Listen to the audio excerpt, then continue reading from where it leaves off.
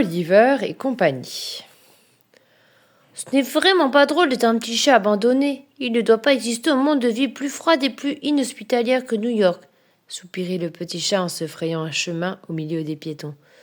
Si seulement j'avais une maison, ajouta-t-il tristement, ou des amis au moins.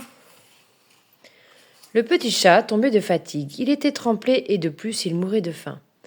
Alors qu'il errait sans but le long du trottoir, un homme le dépassa en poussant un chariot qui laissait dans son sillage l'une des odeurs les plus suaves que le petit chat ait jamais eu l'occasion de respirer. Il s'agissait d'un marchand de hot-dogs. Étant un petit chat bien élevé, notre héros n'avait jamais volé quoi que ce soit. Mais lorsque, sous le coup de la faim, son estomac se mit à gargouiller, il ne put résister et décida dans un bond d'aller emprunter une saucisse ou deux. Mais le vendeur de hot-dog n'était pas genre d'homme à s'apitoyer sur le sort d'un malheureux chaton. Il empoigna ce dernier par la peau du cou et le fit rouler le long du trottoir, exactement comme il l'aurait fait d'une boule de bowling. Encore tout étourdi par sa chute, le chaton entendit la voix d'un chien qui s'adressait à lui. « Hey, Punching Ball !» rallia-t-il. « Tu t'y es pris comme un manche pour appeler ces saucisses. On se calme !» ajouta-t-il, lorsque le chaton effrayé se mit à lui cracher après. « Je m'appelle Roublard et je ne mange jamais les chats, il y a trop de poils. »« Allez le chat, dit Roublard en souriant. Au boulot, je vais te montrer comment piquer ces saucisses. »« Il n'est pas question que j'y retourne, répliqua le chaton. »« C'est ce que tu crois, répliqua Roublard, qui se mit soudain à aboyer si fort que le chaton, affolé, détala à toute allure. Roublard poursuivait le petit chat en le poussant vers le marchand de hot-dog. Le chaton, terrorisé, s'agrippa au dos du bonhomme et tandis que ce dernier surpris tentait de s'en débarrasser, Roublard s'empara promptement d'un chapelet de saucisses. « T'as compris, le chat !» rallia Roublard en prenant la fuite. « Je t'avais bien dit de me faire confiance. »« Attendez-moi !» cria le chaton, « pas si vite !» Mais Roublard ne l'écoutait pas. Il poursuivait sa route en riant. « Hey, salut le chat, ravi de t'avoir connu !» lança-t-il en guise d'adieu. « Attends-moi ! Reviens !» criait le petit chat en poursuivant le chien. « Ces saucisses m'appartiennent aussi. C'est tout de même grâce à moi que t'as pu le prendre, ce n'est pas chic. »« Hé, y a plus que les touristes qui sont chics de nos jours, » gouailla Roublard en se faufilant à travers les voitures et en disparaissant dans la circulation. Le chaton décida de suivre la piste du chien et il arriva ainsi jusqu'au port. Il repéra Roublard alors que ce dernier, portant toujours le chapelet de saucisses dans la gueule, s'engageait sur la passerelle d'une vieille péniche à moitié délabrée. Le petit chat sauta avec détermination sur la péniche. Il grimpa d'abord sur le toit pour repérer l'endroit avant de s'aventurer à l'intérieur. Une voix se fit entendre alors. « Eh, visez un peu, les copains !» disait la voix. « C'est bon viard qui nous apporte notre dîner. »« Ouais, mais ça ne s'est pas fait tout seul, » répliqua Roublard pour se vanter. « Il m'a fallu, pour le gagner, affronter un horrible monstre armé de longues griffes et de dents terriblement acérées. » Juste à ce moment-là, alors que les amis de Roublard s'apprêtaient à se jeter goulûment sur les saucisses, un bruit de vitre cassée les stoppanettes. Étonnés, ils levèrent les yeux pour apercevoir, grâce à la lueur qui filtrait par la lucarne, quelque chose qui leur tombait dessus. « Oh, secours! Sauf qui peut, le monstre nous a retrouvés !» hurlait Tito, le plus petit des chiens, tandis que chacun courait se mettre à l'abri. Depuis leur cachette, les chiens terrifiés virent s'avancer au centre de la pièce un chaton, encore tout ébahi par sa chute. Rita, la chienne à poil long, s'avança vers le petit chat et grogna. « Qu'est-ce que tu fais ici, espèce de chat ? Tu es venu nous espionner ou quoi ?» Francis, le bulldog, Einstein, le grand danois et le petit chihuahua, Tito, la rejoignirent en grondant. Personne n'avait encore jamais vu de chat. Et comme les chiens le reniflaient avec méfiance, le petit chat répondit avec colère. « Non, je ne suis pas un espion. Je suis juste venu récupérer la part de saucisse qui me revient et que votre copain Roublard m'a volée. » Tito, le petit chien, partit d'un grand éclat de rire en se roulant par terre. « Roublard, c'est ça que le vilain monstre aux dents pointillées avec lequel tu t'es battu. » Roublard, sans s'émouvoir, dit dans un sourire « Salut petit. T'en as mis du temps pour venir. » À ce moment-là, un homme fit son entrée dans la pièce. Il était d'une saleté repoussante. « Oh, Voici Faggan, c'est un ami, et nous l'aidons à gagner sa vie, murmura le grand Danois à l'oreille du chaton. Faggan se dirigea vers une boîte bourrée de vieilleries et se mit à les examiner avec soin. Oh, oh, pas question de donner ce bric-à-brac à Sykes, dit-il au chien. Il me tuerait, c'est du fric qu'il veut, cet escroc. C'est alors que Faggan aperçut le petit chat. Hé, regardez-moi ça, s'exclame-t-il. Nous n'avions encore jamais eu de chat dans la bande. Bienvenue parmi nous, camarades. Cette nuit-là, le petit chat dormit très bien. Après tout, il avait trouvé ce qu'il désirait, une maison. Le lendemain, Faggan et la bande partirent marauder dans les rues de la ville à bord d'une pétrolette transformée en charrette de récupération. « Oh, nous y sommes, les amis, dit Faggan en s'arrêtant. Décarcassez-vous et rapportez-moi tout ce qui peut se vendre. J'ai besoin d'argent pour ce gredin de Sykes. » Les chiens s'égaillèrent dans les rues et le chaton partit avec Tito. Bientôt, nos deux héros aperçurent un chauffeur de maître qui descendait d'une énorme limousine. Mais ils ne remarquèrent pas la petite fille assise dans le fond de la voiture. Lorsqu'il vit le chauffeur s'éloigner dans la voiture, Tito interpella le chaton. « Oh, à nous maintenant, suis-moi !» Le petit chat se précipita derrière le chihuahua qui s'engouffrait dans la limousine. « Ne quitte pas les yeux, le chauffeur des yeux, souffla Tito.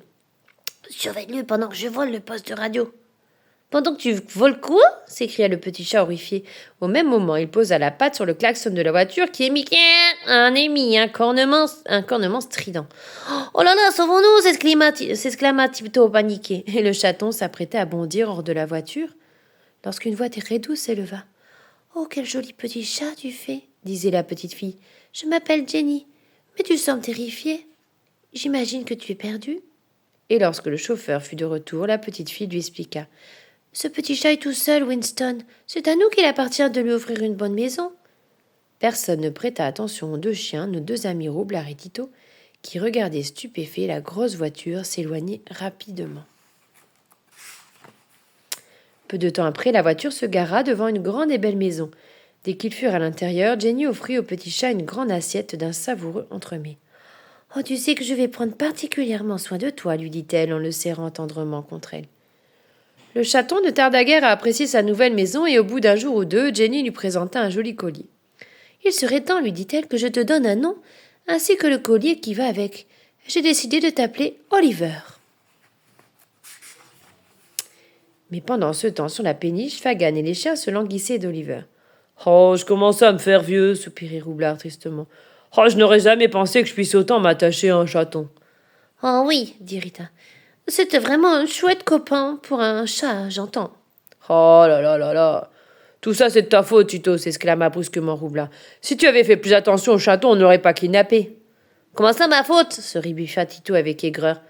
Les deux amis commençaient déjà à s'empoigner, lorsque Rita intervint avec autorité. « Arrêtez de vous chamailler. Il serait plus intelligent de partir à sa recherche. » Roublard trouva l'idée excellente. Aussitôt, les chiens décidèrent de quadriller les rues de la ville afin de retrouver Oliver. Ils cherchèrent et reniflèrent partout. Leurs efforts furent enfin récompensés lorsque Roublard et ses amis retrouvèrent la piste du chaton devant la maison de Jenny. « Regardez, murmura Tito, la fenêtre du deuxième étage est ouverte. » Ils profitèrent de cette ouverture pour pénétrer dans la maison où ils trouvèrent Oliver endormi. Roublard mit le chaton endormi dans une tête d'oreiller et ils repartirent tous sans bruit, comme ils étaient entrés. Lorsqu'ils arrivèrent à la péniche, Faggan ne put dissimuler sa joie. Soudain, il remarqua le collier d'Oliver. « Alors, tu t'appelles Oliver maintenant ? Mais dis-moi, dit-il après avoir retourné la médaille du collier. Tu habites dans un quartier chic, un quartier de gens riches. » Plus tard, alors qu'il se promenait avec ses amis, Oliver leur exprima son vif désir de retourner chez Jenny. Elle était si gentille, leur expliqua-t-il, et elle prenait si bien soin de lui. Pendant ce temps, une idée avait germé dans la tête de Faggan. Il écrivit une lettre aux parents de Jenny, mais lorsque la lettre arriva, ces derniers étaient sortis, c'est Jenny qui l'ouvrit. « Non !» s'exclama-t-elle, « on a kidnappé mon petit Oliver. »« Chers gens riches, nous avons votre petit chat Oliver. Si vous voulez le revoir, rendez-vous cette nuit sur le port avec une grosse somme d'argent. » La nuit venue, Jenny prit sa terrière et se glissa hors de la maison. Elle était fermement décidée à se rendre au port et à revenir avec Oliver, même si toutes ses économies devaient y passer. Lorsque Jenny arriva au port, Faggan fut très surpris. « Oh non !» s'exclame-t-il, « je ne pensais pas que la maîtresse d'Oliver était une petite fille. » Faggan remit aussitôt Oliver dans les bras de Jenny et tenta de s'expliquer. « Je suis désolé, s'excusa-t-il. Je n'ai envoyé cette lettre que parce que j'ai besoin d'argent. Je dois une forte somme à un individu nommé Sykes qui me jettera dans le port si je ne peux pas le rembourser. Mais pour rien au monde, je ne voudrais de l'argent d'une petite fille. » Au même instant, un vrombissement de moteur se fit entendre et une énorme voiture surgit à toute allure. C'était ce bandit de Sykes. Arrivé à leur hauteur, il freina brusquement, ouvrit la portière et entraîna Jenny et Oliver dans son véhicule. Comme Jenny se débattait, l'horrible Sykes lui tordit le bras pour la faire taire. « Oh, lâchez-moi, sale brute !» cria Jenny furieuse. « Ah ah, sûrement pas, gamine !» ricana le bandit. « Je ne suis pas prêt de laisser partir. » « À moins que je ne te revende à tes parents puisqu'ils sont riches. » Ce n'est plus qu'Oliver ne pouvait entendre. Il bondit sur la main de Sykes et la mordit de toutes ses forces. Sous la douleur, Sykes lâcha le bras de Jenny, qui en profita pour lui fausser compagnie. Heureusement, Fagan, à bord de sa pétrolette, avait tout de suite pris la voiture du bandit en chasse d'un bond. Jenny rejoignit Fagan et les chiens dans leur véhicule de fortune. Sykes était fou de rage. Il attrapa Oliver par le cou pour le donner en pâture à ses cruels chiens de garde couchés sur la banquette arrière. Voyant cela, Roublard, n'écoutant que son courage, bondit hors de la pétrolette pour porter secours à son ami. Bien que les deux molosses fussent beaucoup plus grands et plus forts que lui, Roublard n'hésita pas à les attaquer, ce qui détourna leur attention du chaton. Un combat s'engagea entre les chiens d'une telle sauvagerie que Sykes ne put bientôt plus contrôler son véhicule. Comme il roulait sur le pont, la voiture fit une embarcation et embardée et sombra dans les eaux froides du fleuve. Jenny, Fagan et les chiens avaient assisté à toute la scène. Du haut du pont, ils contemplaient, catastrophés, les bulles d'air qui remontaient à la surface de l'eau. « Je suis désolée, petite fille, » dit Fagan en retenant ses larmes. « Je crois bien que c'est fini pour Oliver et ce pauvre vieux roublard. C'est aussi fini pour Sykes et ses horribles chiens. » Soudain, Jenny poussa un cri de joie. « Là !» s'écria-t-elle. « Regardez, c'est Roublard et il ramène Oliver !» En effet, le brave chien avait réussi à s'extraire de la voiture engloutie en emmenant son ami avec lui. Quand Oliver se retrouva dans les bras de sa maîtresse, Jenny la félicita. « Oliver, je suis si fière de toi, vous m'avez sauvé la vie, Roublard et toi !» Quelques jours plus tard, on célébrait l'anniversaire de Jenny. Elle invita ses nouveaux amis à la fête. Fagan arriva avec des cotillons et des chapeaux pour tout le monde. Maintenant que cet horrible Sykes avait disparu définitivement, ses ennuis étaient terminés. Désormais, déclara-t-il solennellement, nous ne serons jamais plus obligés de voler. Un grand merci du fond du cœur à nos amis Jenny et Oliver. Et Jenny, ravie d'avoir retrouvé son cher Oliver, passa ainsi l'un des plus beaux anniversaires de sa vie.